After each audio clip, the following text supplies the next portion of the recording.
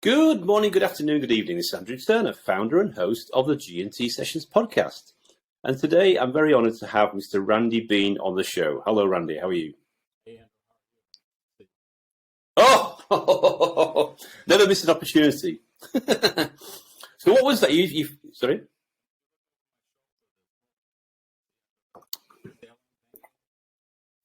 I hope that's a picture of your stock of your book, you see, because obviously you're sold out, yeah? Amazon, Jeff Bezos is ringing up and saying, Randy, please print some more books because we're completely out of your books. I have to keep those as the visual motif. The visual availability on the shelf. Well, thanks for coming on the show. I mean, we it's funny about the way the world operates these days, isn't it? We met over LinkedIn, and I was looking at some of the stuff you were doing, so I thought it would be really fantastic to get you on the show and get you to explain a bit about what you've been working on before and what you're doing in the future. Because and as I mentioned, when we caught up the other day, was it's amazing how parallel our lives were. It's kind of like life in the rearview mirror, and then life through the front windscreen.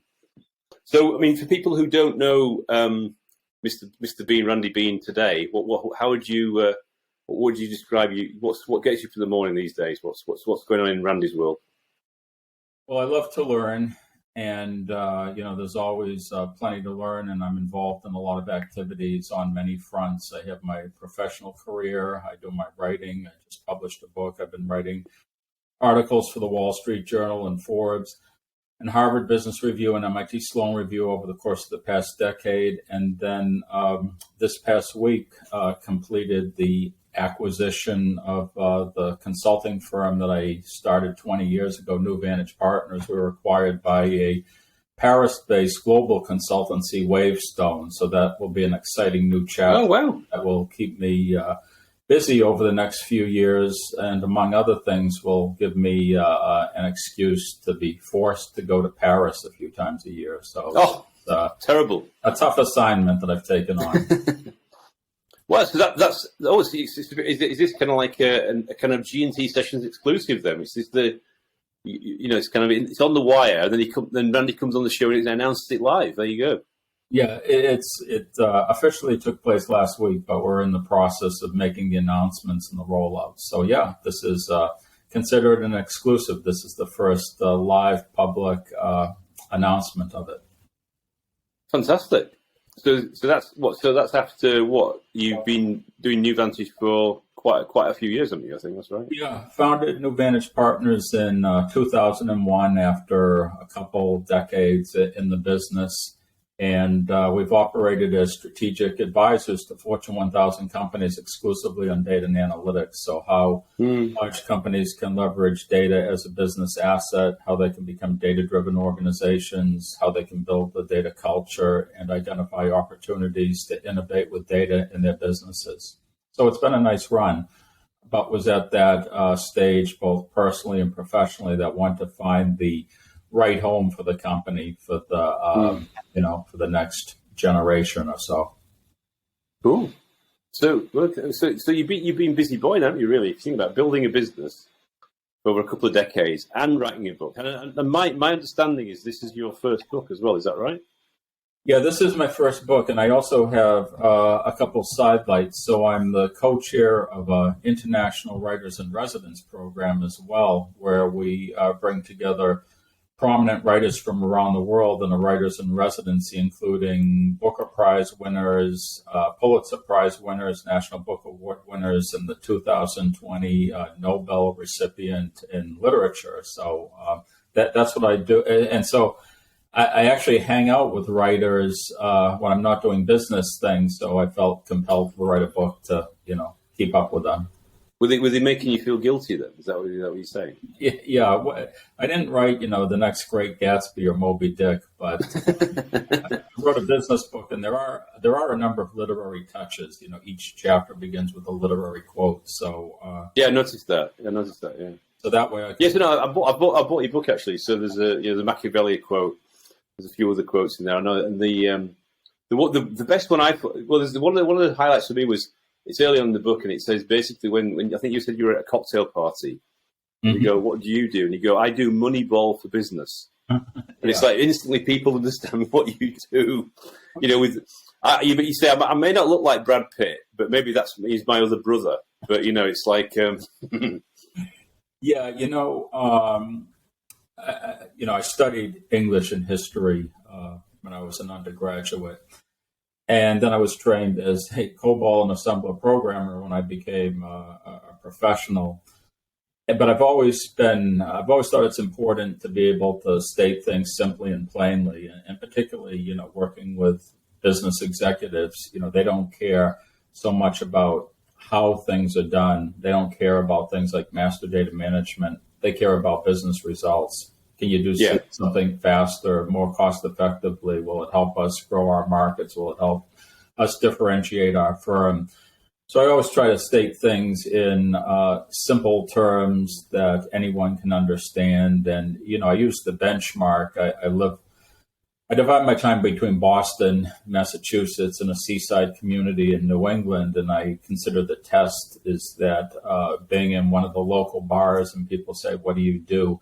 And I can take this whole thing around big data and AI and all the kind of buzzwords.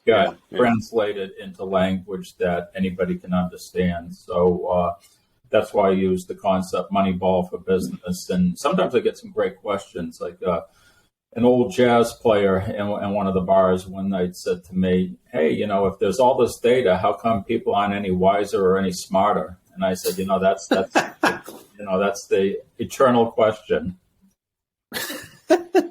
That's quite staged, isn't it? From a jazz, what do you say, a jazz singer or a jazz musician? A jazz musician. Yeah, that was in his 90s, by the way, and still plays. He's how old? Sorry, he's to be precise. You won't believe this. He's actually 96. And he still plays with his jazz band. It's actually his band. It's named after him, the Charlie Holland Band. Wow, that's They've been impressive. playing for over 5 decades in the Northeast New York and the Connecticut, Rhode Island coast here in New England. Cool. I mean, the funny thing is, with where you mentioned about you previously you've written stuff for the Harvard Business Review, and I think you said what else was in Boston?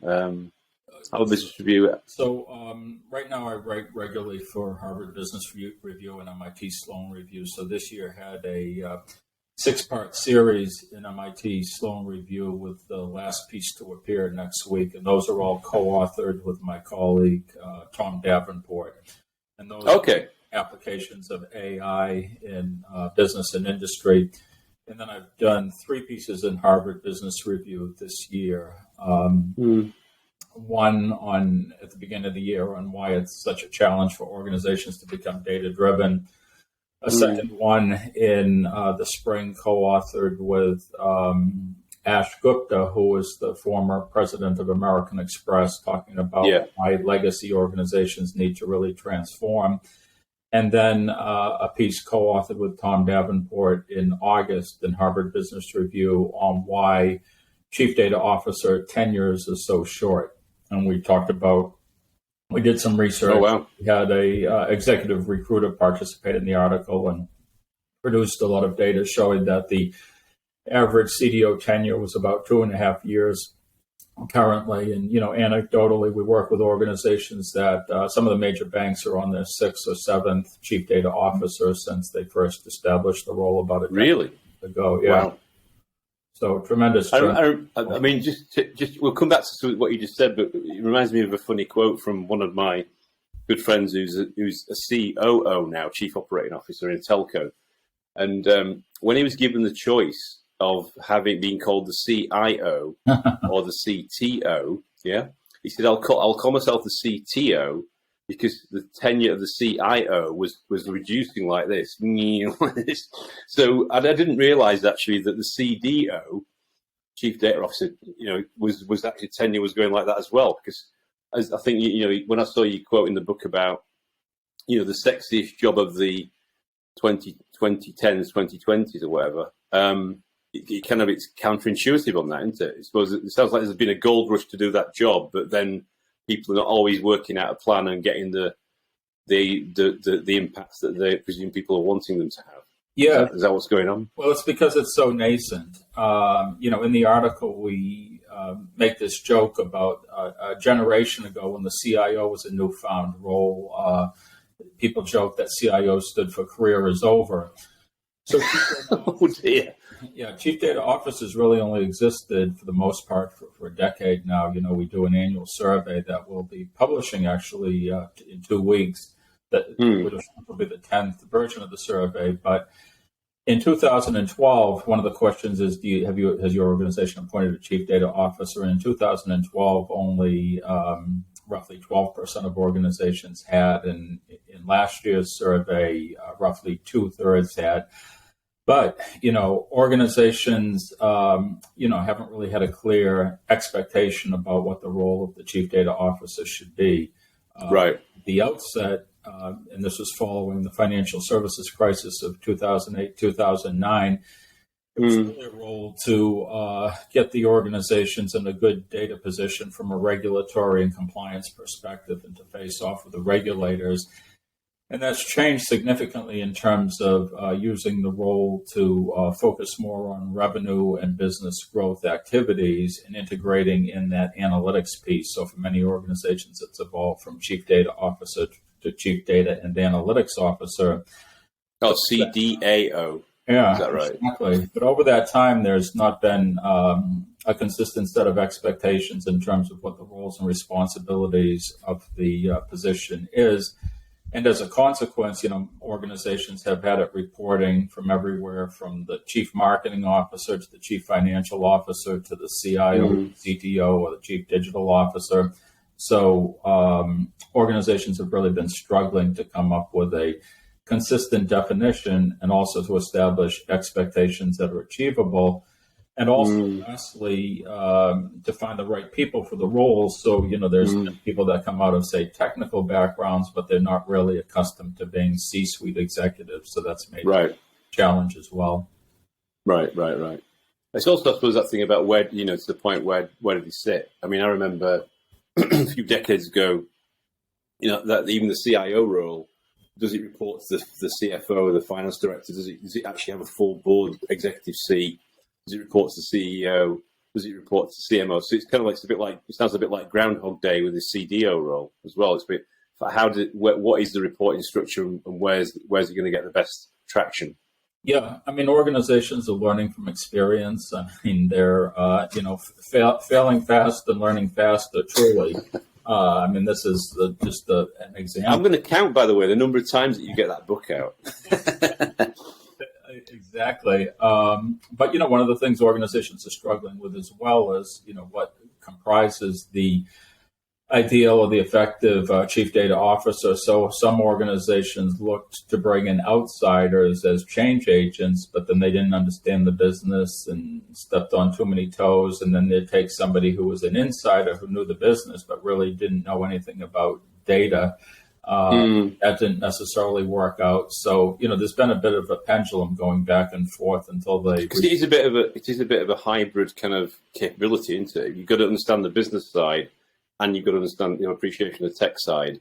Otherwise, you're going to kind of be a bit, it's going to be a bit too balanced on one side or lean towards one side and have a bit of exposure, you could say. Absolutely. Unless you build the right team below you. And it depends upon the culture of your organization, too. So organizations have very different cultures, and so there's not one prescription that fits all organizations in terms of the chief data officer role. I mean, that's actually something we've been doing. The first chief data officer for a major U.S. bank happened to come out of our firm in 2009, and in this instance, it was the first enterprise chief data officer for Citigroup.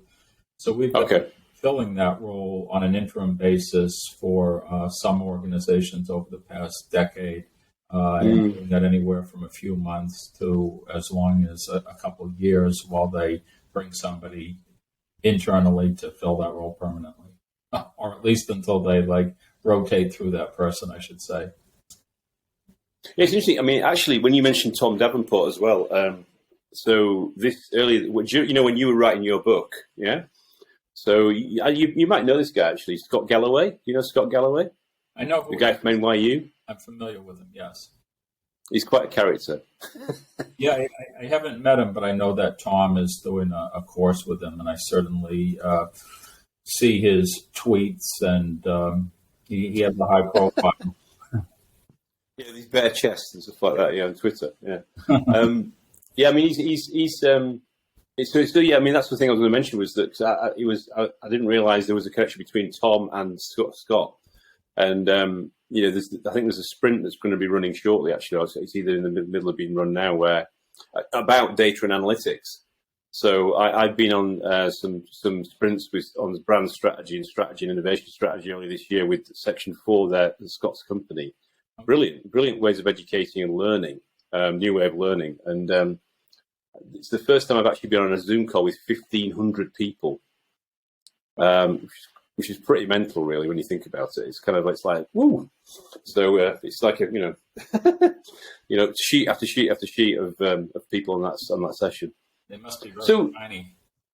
Yeah, exactly. That's right. Yeah. But I mean, in terms of the trigger, so obviously, you've obviously been through as you explained in your book, that you came from a technical background and then you kind of evolved. I think you said into strategic planning. That's quite a jump from being a developer to being a strategic planner. Did that take a number of years, or was that because you got sponsorship from somebody in the bank, or how did that happen? Because that's quite a career shift, isn't it? I love this question because I get asked a lot of questions, and I haven't been asked that question at all. And it's really? Okay. Okay, right. So, as mentioned, I was an English and history major, and I really had the funny thing was when I decided to, get a job, I decided I'd go with a big company. That's what you did back then, Yeah, I did that. I did that trick as well. Don't worry. Decades ago, and they had with Bank of Boston. The bank had been founded in 1786, which made it the oldest bank in the U.S., probably the youngest bank in the rest of the world, but for the U.S., right. Throwing the tea overboard the boat, at that point in time. But they had two types of jobs if you were coming out of school. They had what they call commercial loan officers, which was really the most appealing job, but you had to be able to bring in a card that demonstrated your lineage from the Mayflower, and they didn't have Ancestry.com then, so I hadn't established that, which subsequently I actually did through one particular line. But and then if you didn't have that type of lineage that you could establish, then they had what was called systems intern program, which meant they trained you on computers and technology, which at that point in time meant IBM 360 and 370 series and becoming a COBOL and assembler programmer. So the funny thing is that's what I was trained to do, even though I really had no interest in that. But it was tremendous grounding for everything that I've done since then, because people, then they see me now as more on the writing and marketing side, and I'll listen, and they'll say, well, you wouldn't appreciate the technology, and I said, I understand exactly how that works. What you're saying is that, Randy, you're a bit like me. So when you get the talk Neo4j, Google, GCP, I go, yeah. Okay, so tell me something that I go, you can't do bullshit bingo with me. Yeah, exactly. So I'm more dangerous than I appear. But I really want to. You're like a data ninja. Data ninja. That's what I'm going to call you now. So okay. But I really was interested in the business side, and what happened was the bank and the major banks in the U.S. were undertaking strategic initiatives at that time to move from being traditional product companies to having more of a customer line of business focus. And so basically a McKinsey initiative, and it comprised roughly 100 McKinsey consultants and 10 employees within the bank. And one of the things that they needed was somebody that knew where all the data was and was familiar with it. Oh, right. Okay. So I leveraged my data experience and background to become part of the strategic planning initiative, and it was a great overview of all the lines of business of the organization. In addition to that, when I was in the technology organization, as I describe it, I was 26 levels down in the organization. when I moved to strategic planning, it was a flat organization. We reported to the vice chairman. So I'd go to cocktail parties at the bank. And then, all the former heads of the technology groups would come to me to say, like, so what's the decisions and strategy of the bank going forward? So it was it was like a rocket ship in terms of my career. So that's how I got into. That's interesting. Can I just ask a quick question? Sure. Were you like so I was working in the GE business, right? And the thing where you learn codes, yeah, because I mean, in manufacturers, like the SKU, the stock keeping unit code, and the kind of the warehouse codes and stuff like that. Did you get to that level in the bank? Was it that kind of sad? Was it like like a sad? Yeah, but we developed, it was like economic units or whatever, and there was right. like, 99, and they were each, customer market segments and then segments. But yeah, that's basically the basis under which they developed the strategic plan. Because my analogous story for that, you see, is that when I was in GE, because we in the GE businesses, there's a thing called corporate audit, right? Which is basically a load of ex-McKinsey or BCG consultants who worked in corporate in Fairfield, and they would descend. They would land on a business, go straight to the CEO and CFO business, and then they say, okay, where I need all this data, just like what you said about the bank, right? Now I ran information delivery, and I was working in Six Sigma. So, Kel, surprise, knock. Oh, Andrew, we've been sent to you by Mark, the CFO. We believe you've got all the data that we need. So there is some parallels there because I can relate to it. That was obviously in industrial and G capital businesses as well. So similar kind of thing where corporate audit would sweep in. But it's fascinating, isn't it? I could tell you a couple of stories that are out of school, but I will tell them to you because it's been a long time, and I think the statutes of limitations has run out. But I remember producing reports from all of the data that I worked with and had access to. And then I'd see what was presented to senior management, and it didn't reflect the didn't reconcile that I provided. And I'd say, well, how come the data that I provided has been changed? And they'd say, oh, well, there's qualitative factors that have come into consideration. So there's overrides. Yeah, so I think the data didn't fully support the argument, so there had to be modifications to the data to support the narrative, yeah. Okay. Moving swiftly on. One other story? Yeah, of course. Yeah, it's great. Yeah, go on. First experience working with the bank was I was put in charge of the deposit accounting history. And so I was the programmer for that. And I went to my managers and I said, wow, there's all this history that you've accumulated, transaction history, behavioral history on your customers and the transactions. What do you do with this? And they said, well, the regulators make us hold on to this for 7 years, and then we're allowed to burn it and discard it. And I was like, what? These would be well, they have a big bonfire, like a data bonfire. So, these days it would be considered the treasure trove, but then it was considered, an obligation that you actually had to keep around information on your customers. Wow. That's amazing. Yeah, it's amazing. I mean, what I find incredible is that, I think the data stuff is the kind of the sexy stuff. Yeah. Mm-hmm. Because, transactions are transactions, but sure. I find it incredible how in the last 20, 30 years, it's just become so, such a centerpiece. I think if you've worked in it when you were a while ago, it's obvious to you, so you've been deep inside it. But it's a bit like what I find with other people is the light bulb comes on. Suddenly what I noticed is a bit like certainly technology where people rebrand themselves and say, "Oh, I'm like a big data expert," or "I'm a very big data expert. I'm a huge data expert."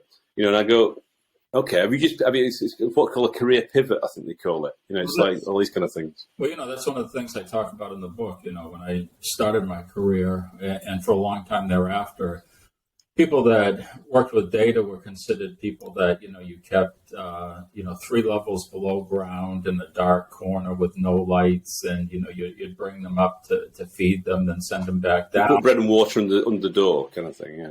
Pretty much. And the idea that these people would ever show up in a boardroom or come to a board meeting was, anathema. And if they did, they'd be brought in.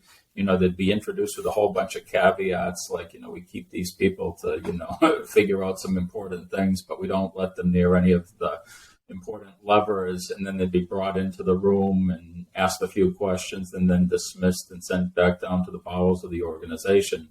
So that's a long way from becoming the sexiest job of the 21st century and having Brad Pitt as the data decision maker. Well, there's one. I mean, and I agree completely. I mean, there's a couple of things I want to pick up on. That was the first one I was going to ask you about was there's a particular point you said about Steve Ballmer was your customer. Yeah, is that right? I mean, it's like I've seen the videos. I mean, I've never worked for Microsoft, but obviously he's quite legendary in Microsoft. Is Steve Ballmer because of his working style. Yeah. Well, his kickoff videos. Yeah, he was that and more. It was 1996, and we had an opportunity to bid on a piece of business at Microsoft, and I received this call at roughly 10 o'clock in the morning Eastern time, and they said, "Can you come out to Microsoft?" And I said, "Sure," because they said, "Well, you've made the short list." And I said, "When would you like me to come out?" And they said, "This afternoon." And I was like, "What?"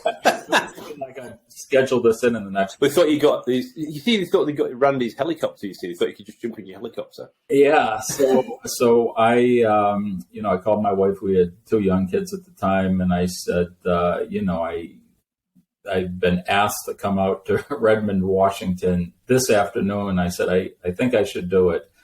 And so I made arrangements and flew out to Seattle and went up to Redmond. And I walked into this room and I opened the door, and who was it? And it's like Steve Ballmer. He said, "Welcome to Redmond. Welcome to Microsoft. This is too important to delegate to anyone. This is the most important thing.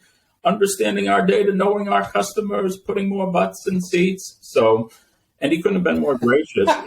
He was a pleasure to deal with. Was he the CEO at the time? Was he the CEO? He was the president. The president, okay, right, okay. And Bill Gates was still the CEO. And he couldn't have been more gracious to me, but all of his people were absolutely terrified of him. Like, don't do this, deal with him in this way. Don't be offended if he does this and that. But I thought he was hilarious and straightforward, and I really enjoyed working with him. And I kept in touch with him for some time after that, for a few years, invited him to some events and so forth, which he had accepted. And then, later those events didn't take place. But he was very gracious. Interesting. There's some real characters. I mean, it's like I was telling somebody the other day about Ray Lane. Ray Lane was our GE account manager from Oracle. So like Larry's number 2. So it's just amazing these people that you come across during the days before the big tech titans came on. The four horsemen of the apocalypse. The ones that are getting a lot of visibility.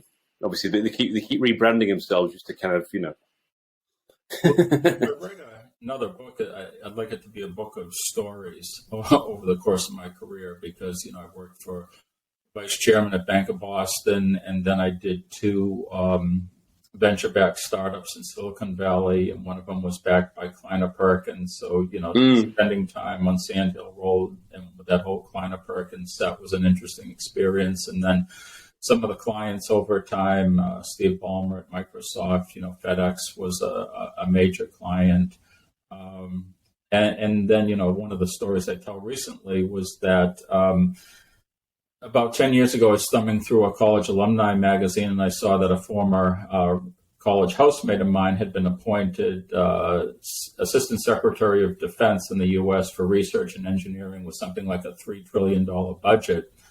And one of his major initiatives was to come up with a big data strategy or plan for the Department of Defense. And I sent him an email and said, "Hey, it's nice to reconnect after 20 years. And hey, look what I'm doing." And he said, "Can you come to the Pentagon?" And I said, "Sure." I go, "When?" He goes, "Well, he didn't say that. He didn't say this afternoon, did he? He didn't do a Steve Ballmer on you." No, it was a Monday morning. So this was like Monday morning.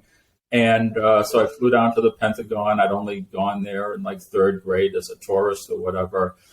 And they, basically they confiscate everything that you have, your wallet, your watch, your shoes. And I went into this boardroom, and there was roughly 18 people, and 6 of them had on full military stars. And oh, really? Yeah. Wow. Another 6 had on camouflage fatigues, and another 6 had business suits and ties. And I turned to my, the former housemate, who was the Assistant Secretary of Defense, and I said, "Who are the decision makers here?" I had no idea. But it was amazing because they started talking about campaigns and needing the data to make decisions. And I was used to dealing with organizations like American Express. So I'm thinking like marketing campaigns and get more customers. And they say, we need precise data because we need to know when to launch the drone strikes. So it was just like a completely different. Yeah, it's a slightly different use case, isn't it? Yeah. Yeah, different. Yeah, it's a great story. I mean, it's I suppose it highlights how the friendships you build and the people you meet during your journey. It's amazing where people could end up, and it's quite diverse. I mean, was that your fraternity house at university? Then? Is that where you were? Met this person? Or? It was in a fraternity house, but it wasn't part of a fraternity. It was a defunct fraternity where a number of people lived in the house.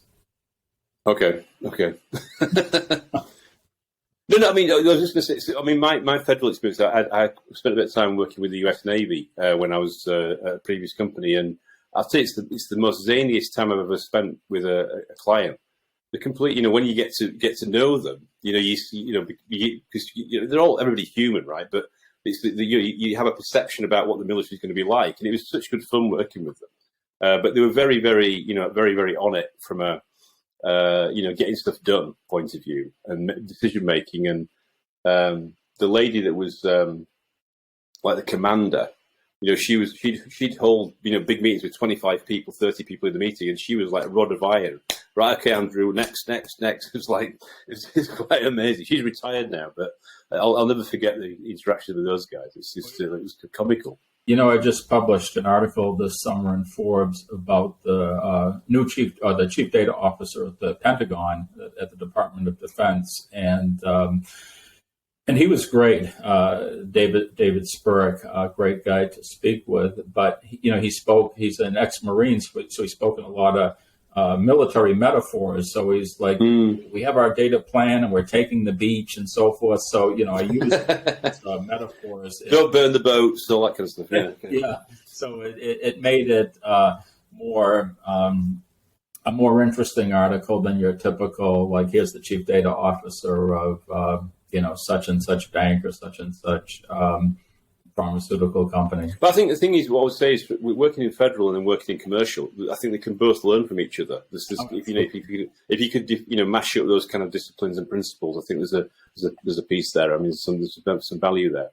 Well, one of the other things I was going to ask you about was, I think it's quite. I don't know if it's one of your phrases or it's a phrase by one of the clients she works with, but is this kind of CDO 4.0?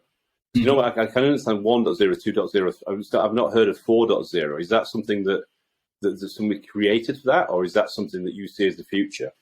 Well, I wrote an article called Chief Data Officer 4.0 in Forbes about 2 years ago, and it was based upon a presentation and then an interview I did with Peter Serenita, who's now the chief data officer at Scotia Bank in Canada. Oh, yeah. Before that, had been early chief data officer within the division of, JP Morgan, and I believe it was HSBC and Barclays and so forth.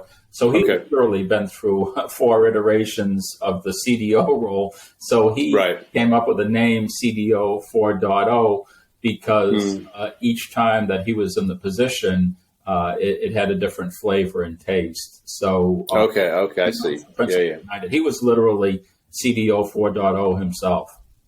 Okay.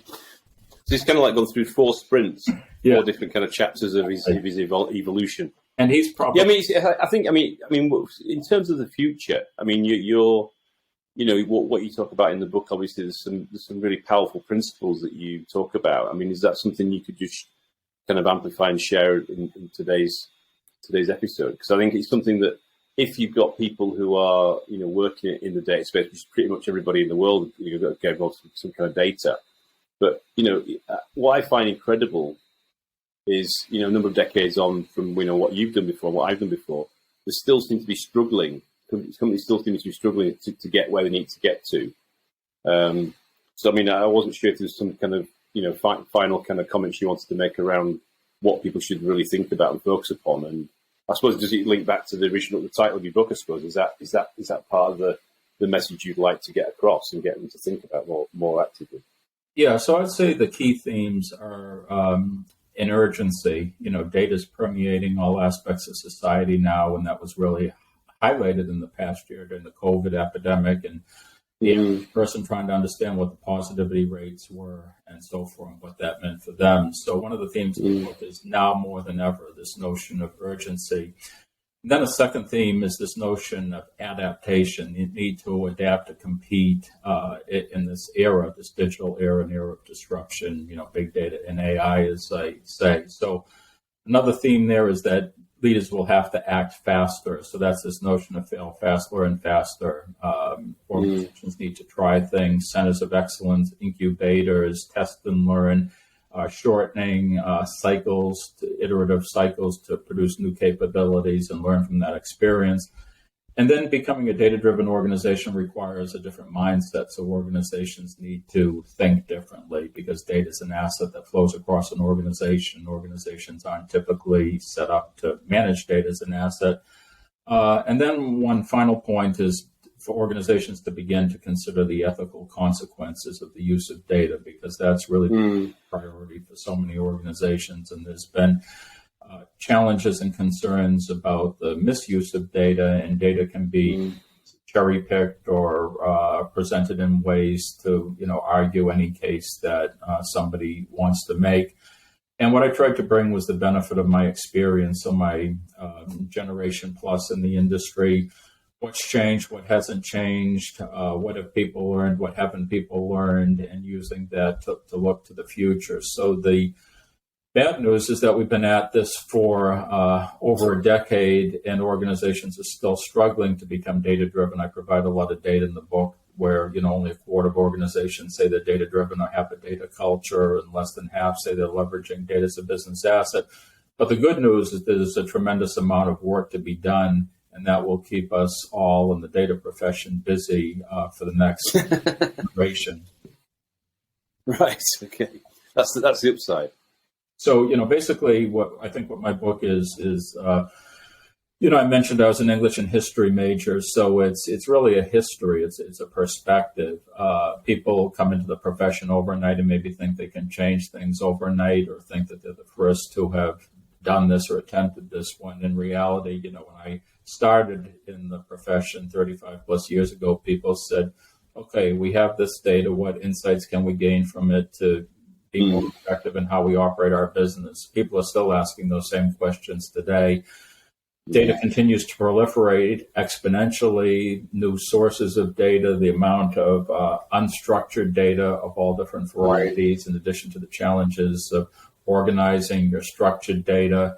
And then greater computing power, which has made it possible for example, to enable AI through full sets of data as opposed to sample sets. So, like synthetic data and stuff like that. Yeah, exactly. So a lot has changed, but some of the fundamentals in terms of being able to answer key questions and derive business value, those challenges continue.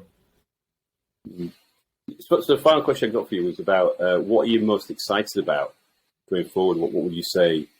Because you've been on a big journey, yeah. Not big, not huge, but a small journey, yeah.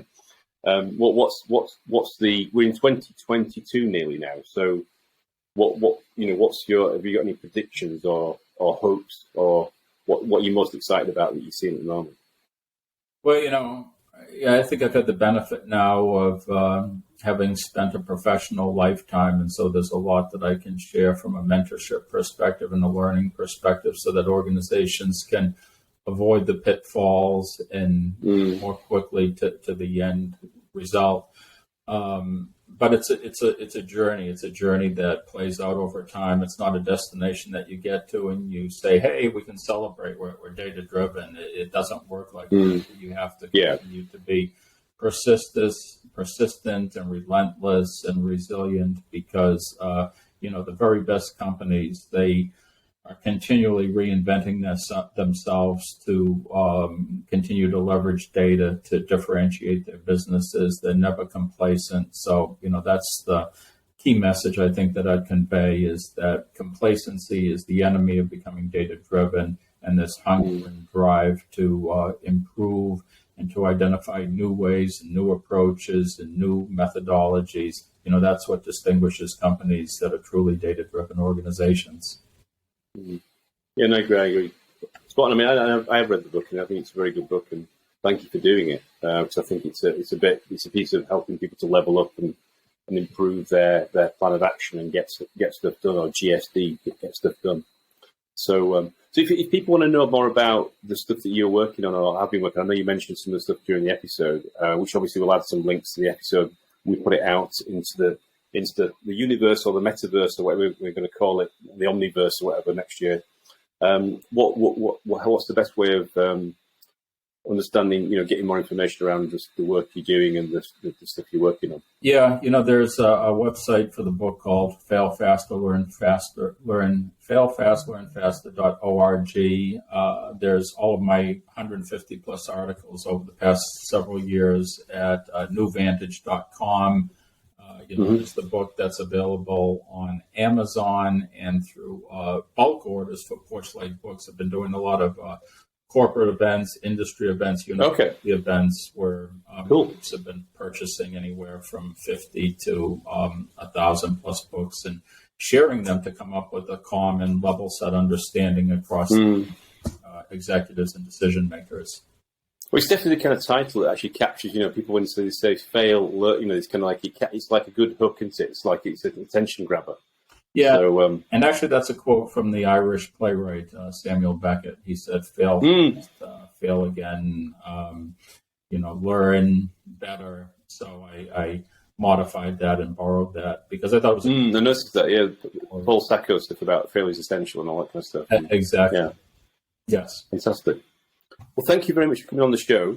It's been an absolute pleasure to have you on this episode today, and I wish you to have a wonderful time for Christmas and the new year. And let's hope that 2022 is an awesome year.